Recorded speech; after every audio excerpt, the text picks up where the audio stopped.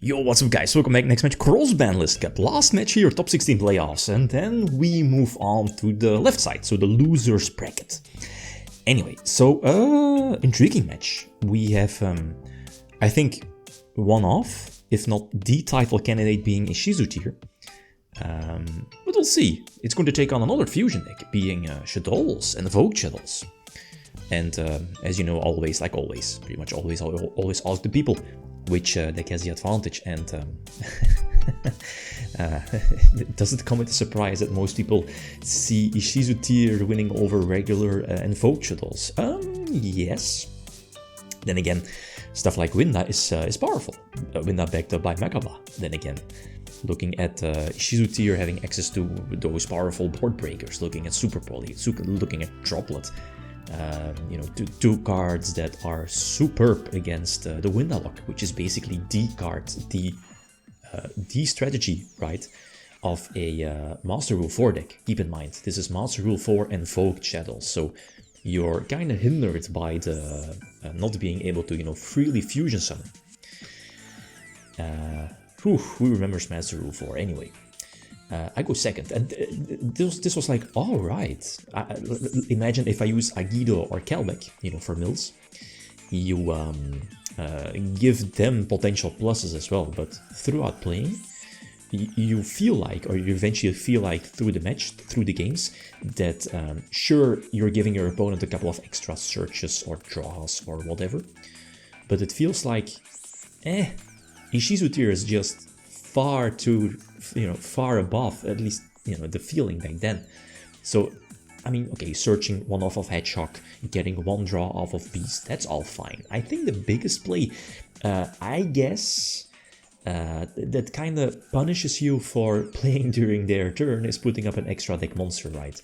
And as you know, like Shaddolls, they can easily get themselves to a Shadoll fusion, right? To capitalize, sending the materials from their deck to the graveyard. But again, that feels fine, because was kind of lucky here with, I think, two fusions, Quincas and Dragostaphilia, I think. But the problem with you know, the Master Rule 4 deck, Invoked Shadoll, is how does it deal with powerful fusions on my field, on the opponent's field? So, you know, it feels awkward that you need to go for Unicorn and potentially, what is it, get back Shadoll Fusion and then Winda during my turn, and to potentially maybe stall it out. Again, feels super awkward, right? While this deck, while Ishizu tier, does not have that hindrance of Master Rule 4, so that's another reason, you know, I think bigger than card options. The you know, the Master Rule 4 mechanic. So anyway, more than enough, right? Not Quincas, what is it? Dragostaphilia, Kaleido, Rule Carols, yeah, more than enough to deck for a game. So I go second again, yeah. The thing is that I was about to say, like, maybe, because I think Invoked Shaddolls also side deck Super Poly. Problem is that I should recheck. Does it the deck that definitely has not access to what is it, the Garura? But does it have Mud Dragon? I'm not so sure. I don't think so. So Super Poly for them feels a bit awkward, while Super Poly for me is much more broken because of Garura, because of Mud Dragon. It is what it is, right? So again, I'm able to play during their turn. This is still the opening turn, right? I think so. No, yeah, Quincas with Kelbeck. Kelbeck bouncing back something, probably. Unless I missed something, but... Ah, and this is cool. I guess this is fine. Like, this is Master Rule 4 Invoked Shadoll. You know, the Alistair link is fine. I mean, I guess you definitely okay. You'd probably just want to keep the link for potential OTK, right? Searching those invocations, potentially push with a couple of invoked fusions. But again, here, a bit awkward getting rid of the stronger monster. Okay, I get why you can potentially go for Winda eventually under Dweller. We have Tropic for that. Maybe I could have played it. I mean, the thing, we knew the Winda was there, and I played into Winda because I was like, this is fine, because again, we have Super Poly. We can Super Poly the field eventually away. Not now, because again, we need a discard, but eventually. And if we can compare both decks at the top decking, especially now when I don't control an extra deck monster, I don't think I have to fear something, right?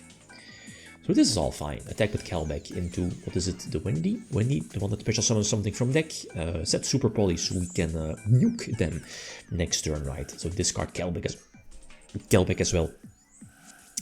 So Dragostaphilia being face up on field.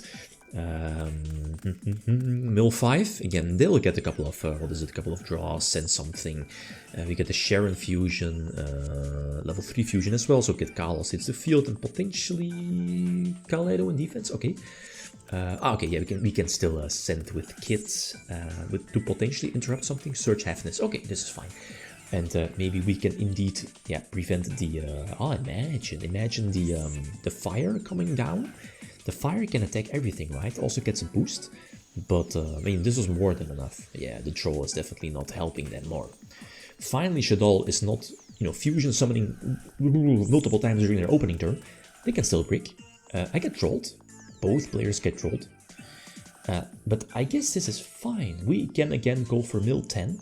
Sure, they will be getting a couple of draws. Aerial forces out both shufflers, which again is fine-ish. Because I still have one extra left in the graveyard. Can't remember. Yeah, that's the thing, right? The fact that, sure, the Shaddolls, when they're sent to the graveyard, get back Shadoll Fusion, Shadoll Fusion, but a shuffler says no to that. So that's, again, another reasoning why, like, Ishizu Tier is one of the best decks, because it does everything.